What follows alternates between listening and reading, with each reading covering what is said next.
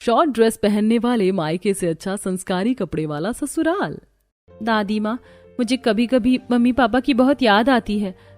आप मुझे वहाँ उनसे मिलवाने क्यों नहीं ले जाती? अरे बिटिया, क्या करेगी वहाँ जाकर? वो लोग वैसे भी बड़े बिजनेसमैन हैं, तेरा ठीक से ख्याल भी नहीं रखेंगे।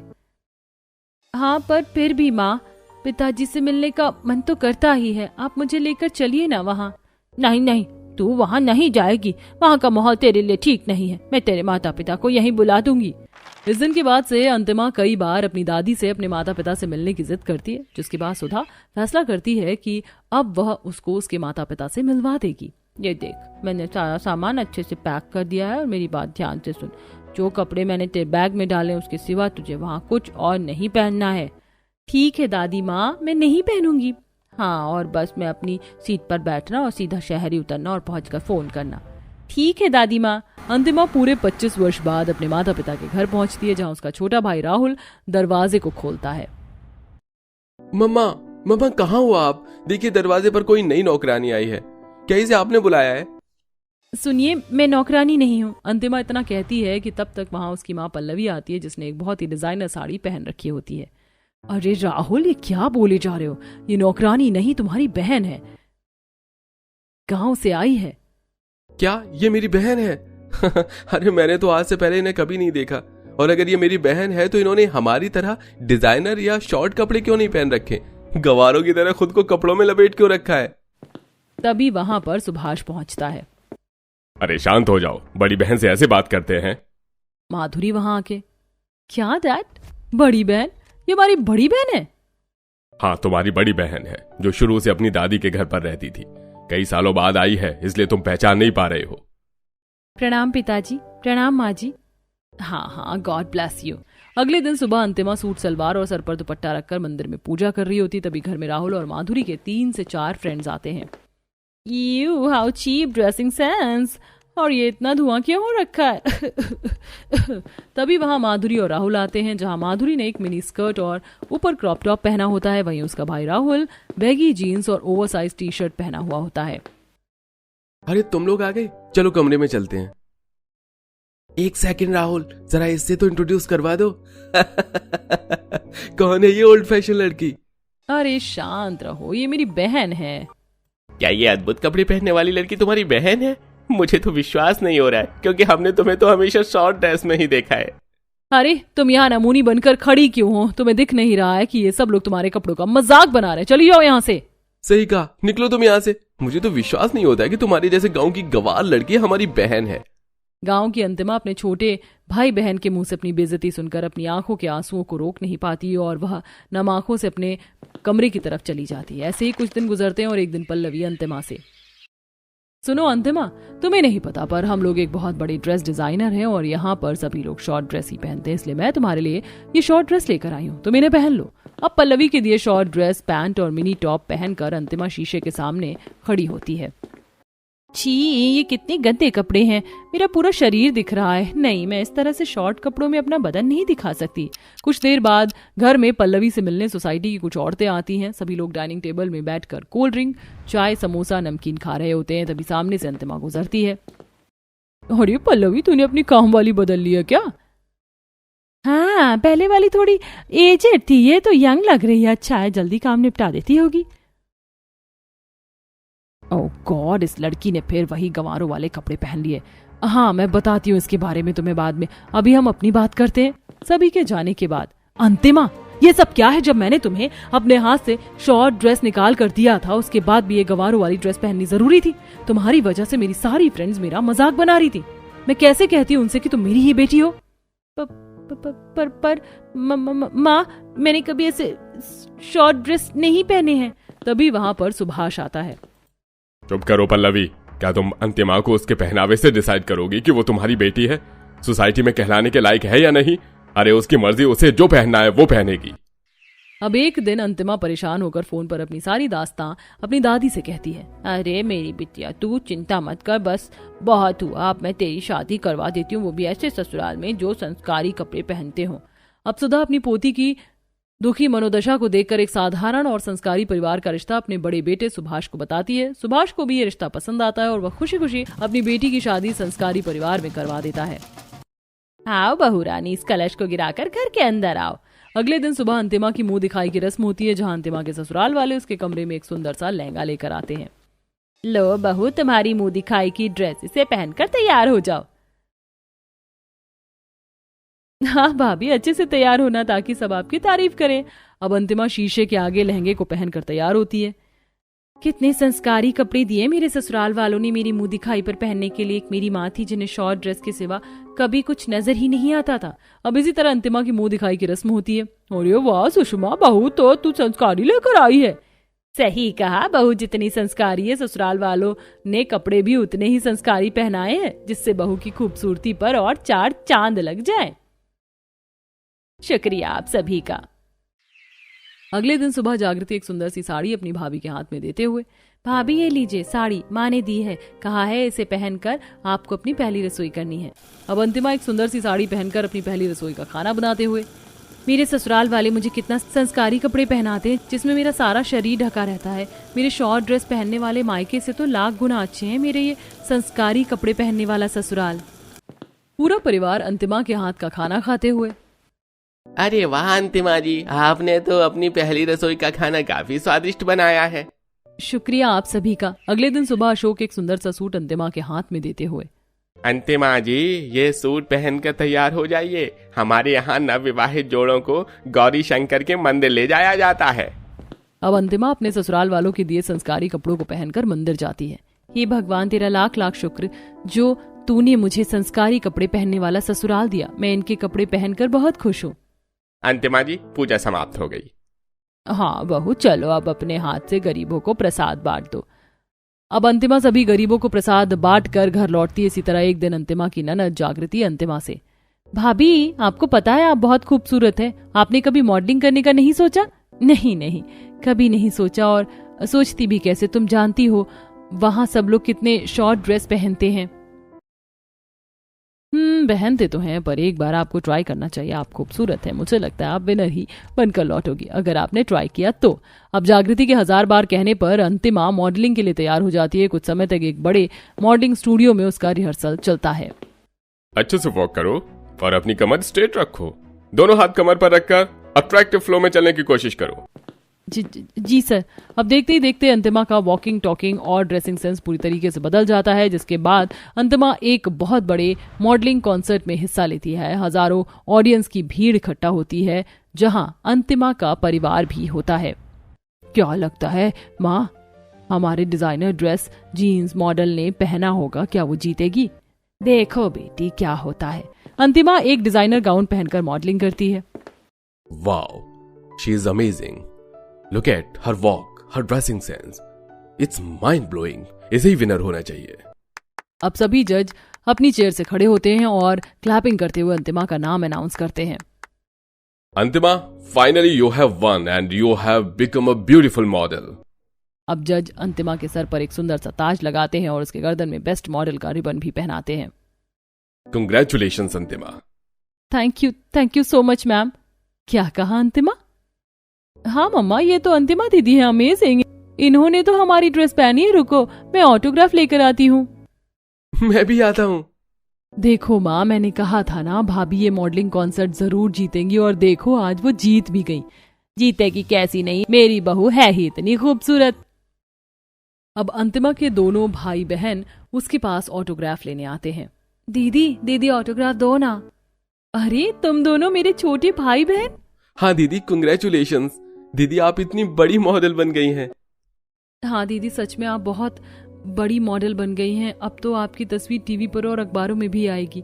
इसी तरह अंतिमा अपनी सास और अपनी माँ के पैर छूती है, और इस दिन के बाद से अंतिमा अब अपने मायके वालों की भी चहेती बन जाती है। गर्मी में 5 जुगाड़ू बहू का जुगाड़। बाप रे, मेहनत का काम तो है, लेकिन ये जुगाड़ काम भी बहुत आएगा। हाँ दीदी, बात तो सही है, बाद में हमें इससे आराम भी मिलेगा। इतनी दूर तक जाना तो नहीं पड़ेगा इस भरी गर्मी में। चौथी बहू राशि कनस्तर से चूल्हे के ऊपर चिमनी बना देती है और 5वीं बहू वहां बैठकर खाना बनाती है। वाह बहू, तुमने एक नंबर का जुगाड़ किया है। अब तो खाना बनने पर भी तड़के का छौंक भी परेशान नहीं कर रहा और घर में धुआं भी नहीं हो रहा है। हाँ माँ जी, ये तो है। अब इतनी गर्मी थी तो ये जुगाड़ तो करना ही था। आखिर ऐसा भी क्या हुआ था कि 5 बहू को घर में जुगाड़ करना पड़ गया? क्या गर्मियों की वजह से उनकी स्थिति बहुत दयनीय हो गई थी या बात कुछ और थी? आइए जानने के लिए कहानी में कुछ समय पीछे चलते हैं, जहां पांचों बहू चिलचिलाती गर्मी से परेशान टीन की झोपड़ी में बिलबिला रही थी। सास हाथ पंखे से अपनी हवा कर रही थी। अरे मोरी मैया, ये भयंकर गर्मी बर्दाश्त नहीं हो रही है। ऐसी गर्मी रही तो एक दिन गर्मी से सब मर जाएंगे, सबके साथ मैं भी मर जाऊंगी। माँ जी, हमारा भी कुछ ऐसा ही हाल है। देखिए ना, टीन की वजह से घर में कितनी भपकन हो रही है। अरे मेरा तो बहुत दम घुट रहा है। हमारे घर में कूलर भी नहीं है। आस पास की पड़ोसन तो कूलर और मिसेस शर्मा तो एसी भी लेकर आ गई है, और एक हमारा घर है जिसके अंदर ये मरा हुआ सा पंखा कछुए से भी धीरे चलता है। माँ जी, दोपहर के 3 बज रहे हैं। हम सब खाना कब खाएंगे? मैं खाना ले आऊं? अरे नहीं बहू, ऐसी सड़ी सी गर्मी में सांस तो ली नहीं जा रही है, खाना कैसे खाऊंगी? माँ जी, घर में रहना है और गर्मी से बचना है तो सबसे पहले हमें अपनी झोपड़ी से टीन हटवाकर पक्की छत करवानी होगी, जिससे गर्मी कम हो। अरे मेघा दीदी, आप कैसी पागलों वाली बातें कर रही है? इस काम में 50-60 हजार रुपए की जरूरत है, और अगर इतने ही पैसे होते हम पर तो गर्मी में परेशान थोड़ी होते। आप तो जानती हैं कि हम सबके पति की कमाई इतनी नहीं है। हाँ मेघा, हमारे घर में मुश्किल से हम 12 लोगों के लिए 2 वक्त की रोटी निकल जाए और फिर बिजली का बिल चला जाए, वही बहुत बड़ी बात है। सोचो, हमारे घर में बिजली वाली चीज होती तो घर पर कितना किराया आता।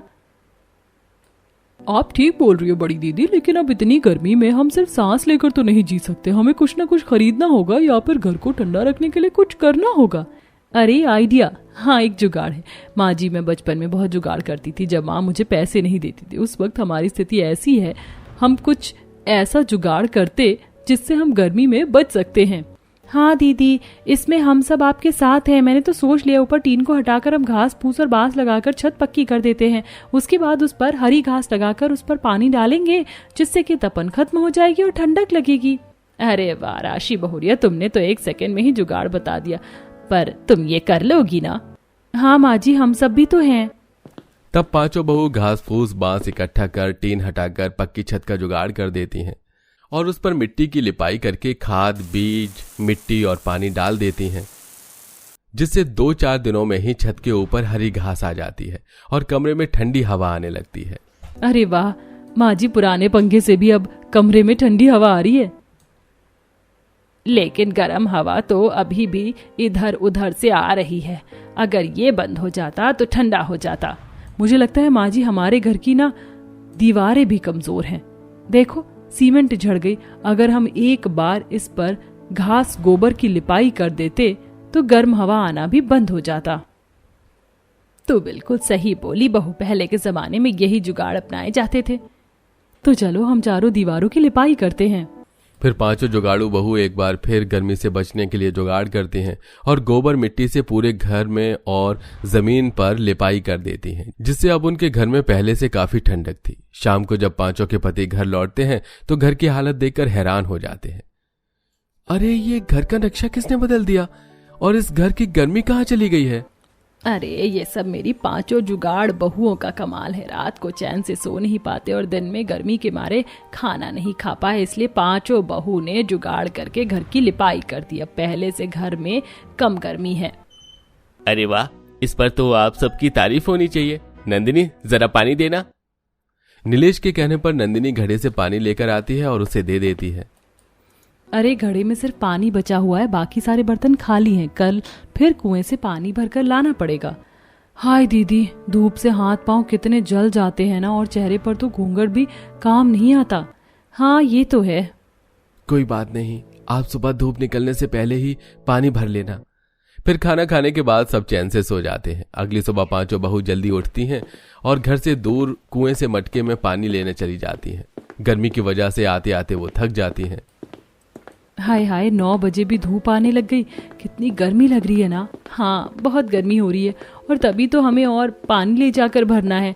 अब इतनी गर्मी में मटके से क्या ही होगा। हाँ ये भी है। पांचों बहू दोबारा घर पहुंचकर खाली मटके ले जाती हैं और कुएं से भरकर वापस घर आती हैं। तभी अमीर पड़ोसन संगीता अपने बेटे की बर्थडे पार्टी में उन्हें घर बुलाती है, जहां एसी की ठंडी हवा खाकर पांचों बहुओं को बहुत अच्छा लगता है। फिर उनकी नजर स्विमिंग पूल पर जाती है। दीदी जरा देखो तो, ये तो इतने अमीर हैं, इन्होंने घर में इतना सारा पानी जमा कर रखा है। अरे बेअकल, उसे स्विमिंग पूल कहते हैं। ये सिर्फ नहाने के लिए, ऐसा पानी ये पीते थोड़ी है। अरे मुझे एक और नया जुगाड़ मिल गया, क्यों ना हम अपने घर में ऐसा स्विमिंग पूल मतलब आंगन में गड्ढा करके जिसमें इसमें 3-4 दिन के लिए पानी जमा हो जाएगा और फिर हमें इतनी गर्मी में कुएं से दूर दूर से पानी लाना नहीं पड़ेगा। अरे हाँ दीदी। पांचों बहू बर्थडे पार्टी खत्म होने के बाद अपने घर आ जाती हैं। 2 बहू आंगन में गड्ढा करने लगती हैं, दूसरी बहू सास को खाना देती है। एक सब्जी छोंकने से सुधा को बहुत खांसी आती है, जिस वजह से पांचों बहू जुगाड़ करके बाहर आंगन में कुएं से पानी लाकर छोटे से गड्ढे में पानी जमा कर लेती हैं।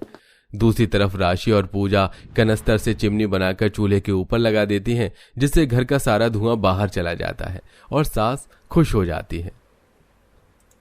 वाह बहू, तुमने एक नंबर का जुगाड़ किया है। अब तो खाना बनने पर तड़के का छौंक भी परेशान नहीं कर रहा है और घर में धुआं भी नहीं हो रहा है। हाँ माँ जी ये तो है। और आपको पता है हमने बाहर स्विमिंग पूल जैसा जुगाड़ कर लिया, लेकिन वो पानी हमारे पीने में काम आएगा। बहुत बढ़िया बहू, ये गर्मी तुम्हारे जुगाड़ से आसान लगने लग गई है। दिन गुजरते हैं। पांचों बहू गर्मी से बचकर अब बहुत अच्छे से रह रही थी, लेकिन खाने के लाले तो अभी भी थे। तभी एक दिन गली में आइसक्रीम वाला आता है। हाय, बाहर आइसक्रीम वाला आया है और तुम्हारे पास सिर्फ सब्जी के पैसे हैं। ना तो ठंडी कोल्ड ड्रिंक खरीद सकते हैं और ना ही ठंडी ठंडी आइसक्रीम, और इतनी गर्मी में तो नींबू पानी और सत्तू पीकर प्यास नहीं बुझती है। हाँ मेघा, अभी हमारे पास सिर्फ सब्जी खरीदने के पैसे हैं। चलो सब्जी लेने चलते हैं। दोनों बहू मन मारकर बाजार से सब्जी लेने के लिए जाती हैं और सिर पर गीला कपड़ा रखकर बाजार से हरी सब्जी लेकर आती हैं, जैसे कि तोरई, घिया, करेला। ये खरीदकर वो घर की तरफ आ रही होती हैं कि तभी एक आम वाला सड़े हुए आम फेंक रहा था और सड़े हुए आमों को मेघा उठा लेती है। अरे मेघा, ये तुमने क्या किया? इन खराब आमों से हम क्या करेंगे? फेंक दो। अरे दीदी, आम वाले से कोई ऐसे आम नहीं खरीदेगा। ये आम आधे सड़े हुए आधे ठीक है। हम इसको छांटकर आम का जूस बनाकर घर में सबको पिलाएंगे। अरे वाह, गर्मी से बचने का एक और जुगाड़। फिर दोनों बहू घर में जाकर आम को साफ करके आम का जूस बनाकर सबको देती हैं, लेकिन वो अच्छा नहीं लगता। तब पायल बहू पड़ोसन से थोड़ी बर्फ लाकर जूस में डाल देती है, जिसे पीकर सबको बहुत अच्छा लगता है। वाह बहू, तुम्हारा जुगाड़ तो काफी अच्छा निकला, लेकिन पिछले दिनों से काफी गर्मी हो गई है। पुराना जुगाड़ ज्यादा असर नहीं कर रहा। उसका जुगाड़ भी है माँ जी हम पांचों बहू पर, आप बस देखते जाओ। पांचों बहू कबाड़ वाले से खराब कूलर लेकर आती हैं, जिसकी बॉडी को मिट्टी और प्लास्टिक पिघलाकर रिपेयर करती हैं और एग्जॉस्ट फैन में नए तार और पंप, सूखी घास लगाकर जुगाड़ू कूलर तैयार करती हैं और बनाए गड्ढे का पानी डालकर बिजली की तार जोड़कर कूलर को खिड़की के बाहर लगाकर चला देती हैं, जिससे उनके घर में ठंडी हवा आने लगती है। अरे मोरी मैया, कितनी ठंडी हवा आ रही है। अब तो हमारे घर में किसी चीज की दिक्कत नहीं। अरे जय हो मेरी जुगाड़ बहू का, जो इतने दिमाग वाली हैं। अरे माँ जी, गर्मी से बचने के लिए हम इतने छोटे मोटे जुगाड़ तो कर ही सकते हैं, बल्कि सबको करना चाहिए, जिससे पुराना खराब सामान काम आ जाए और पैसे भी ना लगे। अभी कूलर की ठंडी हवा तो बहुत अच्छी लग रही है, लेकिन जब इसका बिल आएगा फिर क्या होगा? पैसों की तो तंगी बहुत है माँ जी, और ऐसे जुगाड़ हम कब तक करते रहेंगे? हमारे पति का काम इतना अच्छा नहीं चलता है। मैं सोच रही थी क्यों ना हम सब कोई काम कर लेते हैं, गन्ने का जूस ही बेच लेते हैं। आप तो जानती हैं गर्मियों में गन्ना कितना बिकता है। पूजा के पापा का गन्ने का खेत है, क्यों ना हम थोड़े पैसे देकर काम शुरू कर दें? हाँ माँ जी, इससे घर की आर्थिक स्थिति भी धीरे धीरे ठीक हो जाएगी और पैसे आने के बाद मैं आपको एक और जुगाड़ का सरप्राइज दूंगी। ठीक है बहू, लेकिन ये सरप्राइज क्या है वो तो आपको लास्ट में पता चलेगा। गर्मी में पांचों जुगाड़ू बहू का जुगाड़ तो काम आ जाता है। साथ में वो पूजा के पापा से आधा कुंटल गन्ने सस्ते दाम पर ले लेती हैं और किराए पर गन्ने की 5 मशीन लेकर पांचों बहू गन्ने का जूस सबको गिलास में पिलाती हैं, जिससे धीरे धीरे उनकी आमदनी बढ़ती है, जिससे वो बाकी लोगों का उधार चुका देती हैं। इसी बीच पूजा उन पैसों में से कुछ सेविंग कर रही होती है कि तभी एक दिन माँ जी इधर आइए, कहाँ हो सब? अरे क्या है बहू, क्यों चिल्ला रही है? तभी सास के साथ चारों बहुएं भी बाहर निकल कर आती हैं और छत पर देखती हैं। अच्छा तो अब समझी मैं तुम्हारा ये लास्ट जुगाड़। अरे बहुरिया, ये क्या है? शक्ल ना दिखने वाला शीशा। माँ जी, ये शीशा नहीं, इसे सोलर पैनल कहते हैं। ये धूप से हमारे घर में बिजली देगा, जिससे हमारा बिजली का बिल भी ज्यादा नहीं आएगा और हमारे घर पर बिजली भी रहेगी। ना बिजली जाने का डर और ना ही बिल भरने का सर दर्द। इतने सारे जुगाड़ के बाद अब 5 बहू की गर्मी बहुत ही अच्छी दिखती है और इसी के साथ सब कुछ ठीक हो जाता है।